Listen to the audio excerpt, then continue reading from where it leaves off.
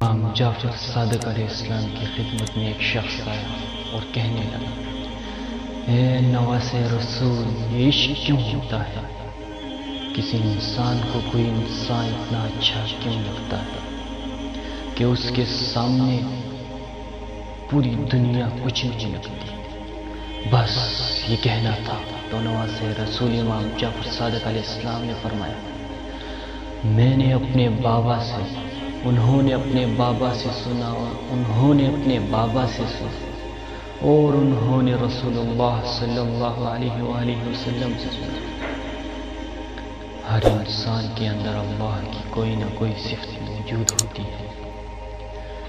کوئی رحم دل ہوتا ہے، کوئی عادل ہوتا ہے، اور کوئی سخی ہوتا ہے۔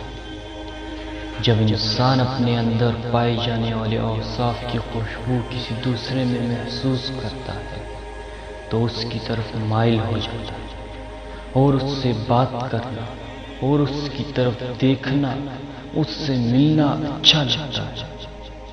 اسے یہ لگتا ہے کہ یہ میرا ہے اور میں اس کا۔ اصل میں وہ خود اس میں اور اس میں اپنے آپ کو دیکھتا ہے، اور ہر جگہ اسی کی کمی کو محسوس کرتا ہے، اور وہ چاہتا ہے کہ ہر پل وہ مجھ سے راضی رہے۔